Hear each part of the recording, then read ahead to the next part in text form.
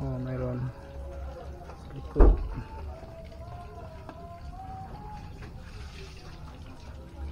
Sa harap.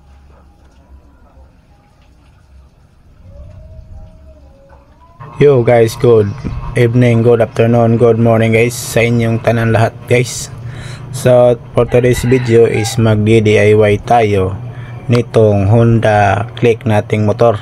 Nalagyan natin itong bagong order ko sa TikTok na bagong lip switch na may hazard at may may passing light. So ngayon ilalagay ko dito sa ating motor kung gagana ba. So ito guys, so for today's video is kailangan muna nating tanggalin itong mga bearings ng ating Honda Click at gamit itong mga pangligwat natin guys. So ilagay muna natin dito sa U-box yung bago nating lip switch at tatanggalin muna natin itong mga bearings sa ibabaw at sa harap. So ito ano ko na naman muna. So kailangan natin tong practicean guys dahil atin naman tong motor. So kailangan nating tayo ang mag DIY. So hindi na muna natin ipunta sa mga professional na mekaniko dahil testingan natin to kung kaya ba natin. Kaya dito tayo mahirapan, napapasubo talaga tayo dito. So iniingatan naman natin na hindi masira yung mga lock ng ating mga bearings dahil mahal-mahal naman ito. So kaya kita nyo naman guys na talagang first time kong magtanggal itong mga bearings na ito at kakarating lang din ito ng mga yung pangligwat natin guys. Kaya ako na ang magawa kasi akin naman itong motor. Yan guys, ito lang muna ang gagawin natin. Ang pinakaunang gagawin natin guys is ito, tanggalin natin tong mga bearing sa harap. Yan, pinapahirapan talaga ako guys, hindi ko talaga alam to guys. May lang ako na napanood sa YouTube na video, kaya sinunod ko yung nandyan, pero hindi pa rin talaga susunod guys kasi ayun kalikot pa rin ako guys. So kailangan natin guys na praktisan. So kailan pa tayo mag-practice, hindi na tayo marunong. So ngayon mag-practice na tayo. So hindi naman talaga to marating din natin to yung ating mga gustong gawin. So ayun guys, natanggal na yung isa. So siyempre matanggalin natin yung iba. Tanggal mo yung isa, yung lang yung mahirap yung primero. Yung una lang yung mahirap guys, pangalawa hindi na yan mahirap. So kumbaga yung sa mga shoota nyo naman guys ay sa una lang yung masakit. Ay guys, natanggal na guys. Kailangan natin talagang gawin to guys para nagkabit na natin to ating lip handle switch. Dahil excited na talaga akong magkaroon ng hazard at saka passing light. Kaya pinupursige ko sa sarili ko na maging kursunada para maging professional mekaniko tayo someday. Ayan guys, lipot ko dari sluyo kaya ron matanggal natin to. Yan na, matanggal na naman natin yan guys kasi tanggal naman yung iba.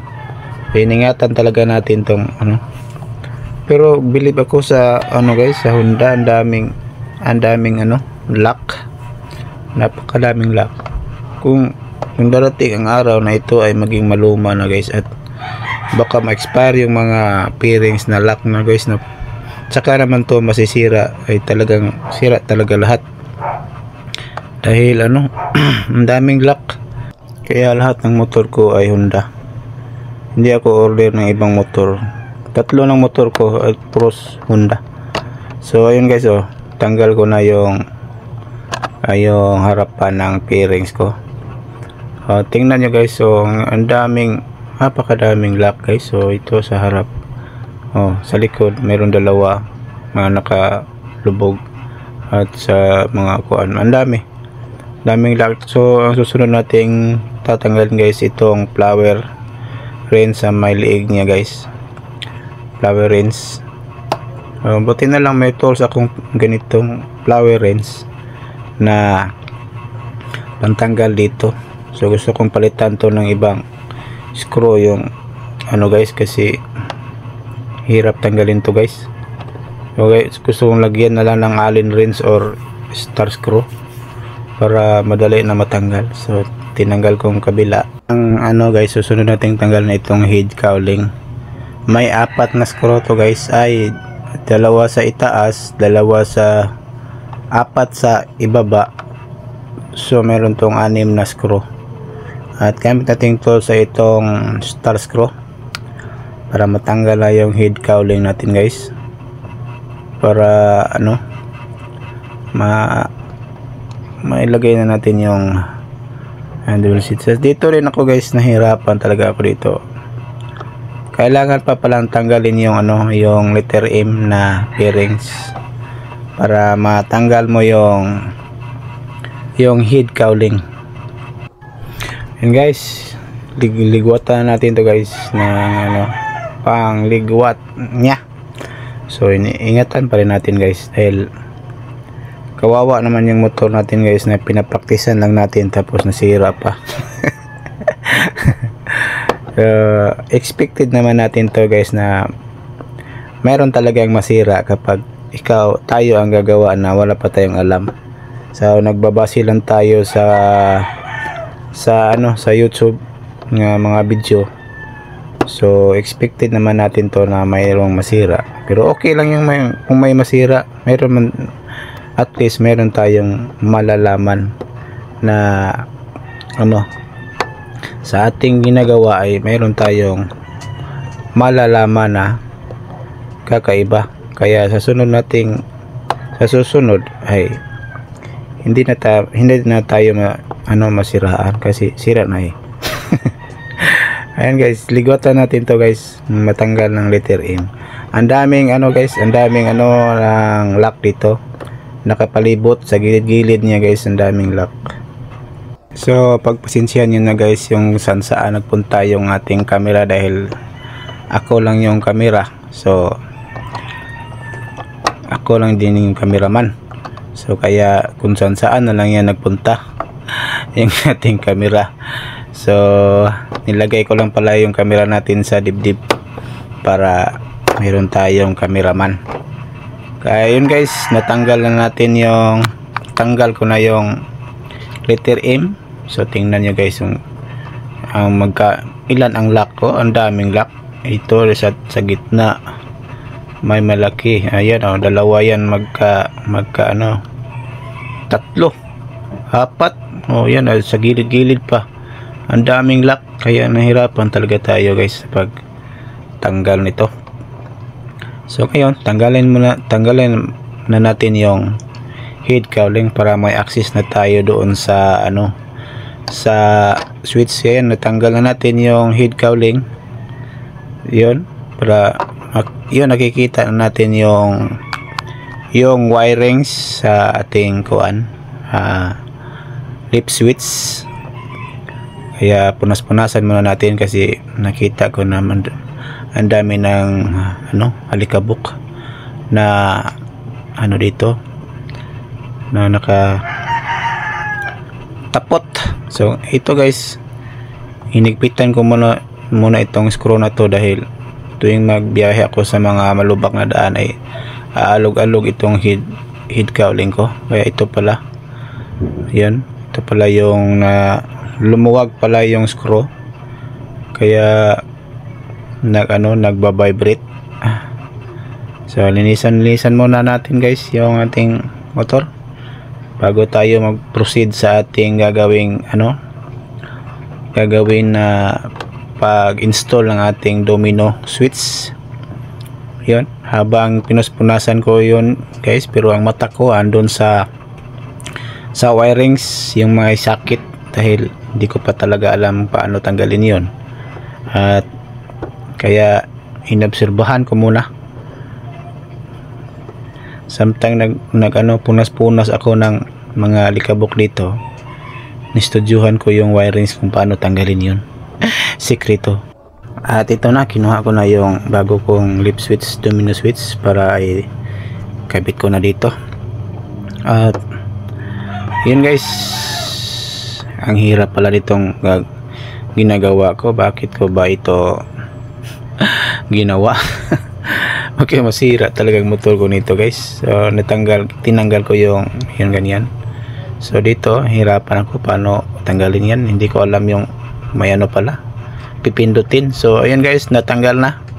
At i-ano na natin yung ating lip switch na bago. Kunin ko muna dito at ikabit na natin. I-testing muna natin kung paano, kung gumagana ba bago natin ilagay, at bago rin natin tanggalin yung luma nating stock nating lip switch. Testing muna natin dito kung gagana ba. Baka pag na-install na natin ay hindi pala gumagana, kaya testing muna natin guys. So iwan natin yung susi para yun umilaw guys. So mayroon nakasindi pala yung left and right, yun kita nyo guys, no, kumikislap na yung right turn at left turn. Yun guys, testing natin yung hazard, testing natin yung hazard. Ayun guys, so meron guys to yung dalawang hazard sa harap, kumikinang-kinang, umiilaw guys, at saka dito sa harap pa rin, yan naka-hazard guys. Talaga namang legit tong domino switch. Wala nang mga ibang nilagay na mga pisa, yun na. So function lahat guys. Yung hazard, yung passing light testing natin. Yun guys, meron. So talagang legit talaga itong ganitong mga domino switch na order natin sa TikTok. So kung gusto nyo rin, kung mayroon kayong Honda Click version 3, so pwede kayong bumili nito guys. So meron na kayong plug and play na hazard. So off na natin para i-install na natin yan. Na natin gagawin ay tanggalin muna natin tong stock na lip switch para ipuli yung isang bago nating domino switch.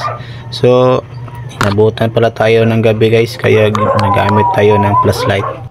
Kasalukuyan natin tinatanggal itong luma nating lip switch para natin guys, puli yung bago nating lip switch. Yan guys, malapit na yung natanggal.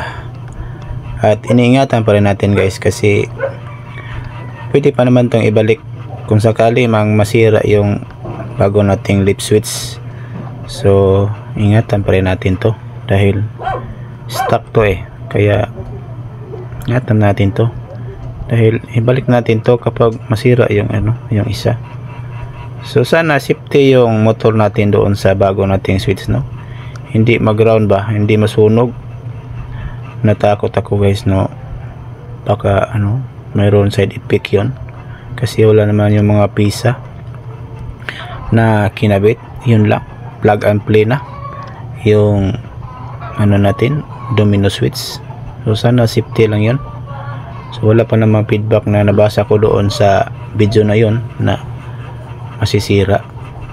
So yun lang yung nabasa ko is yung so mayroong mga butas-butas ba, madaling mapasukan ng tubig, pero bumili pa rin ako. Ayan guys, install ko na, pero meron pala tayong gagawin dito guys na special tools guys. Kailangan pala natin butasan yung handlebar dahil merong lock yung switch natin guys para hindi umikot. So kailangan natin yung butasan ang handlebar na para ano guys, maitapot yung mayroong lock kasi guys itong switch na to. Ayun guys, na install ko na lahat, hindi ko na video kasi nalubat yung GoPro natin. So na install ko na lang yung mga bearings. So testing na natin, so okay naman guys. Pero ang problema nito guys is yung dito sa lip switch na lock guys, dahil hindi ko nabutasan yung handlebar. Wala akong barina pero gumagana man lahat yan guys. So for temporary lang muna ito guys, na paglagay ko na ating lip handle switch na plug and play. So yun guys, so bukas siguro butasan ko yung handlebar para ma-fix ko na yung switch na yon, na hindi umiikot-ikot, at lagyan ko rin ng mga grasa. So yun guys, sa mga version 3 na motor, pwede itong i-install sa inyong motor na plug and play domino switch, pwede. Pero kailangan butasan dito sa likod, may butas na ayan, nakita nyo guys na may space yung natin, dahil hindi ko hinigpitan ng maigi kasi hindi pa tapos. Kailangan pa nating butasan yung handlebar. Yun guys, ang ganda, function lahat, yung lahat ng gusto nating makita sa switch na to ay makikita natin. So gusto nyong bumili nito, so puntahan nyo lang ang aking TikTok shop sa 4B The Vlog, search nyo lang. Thank you.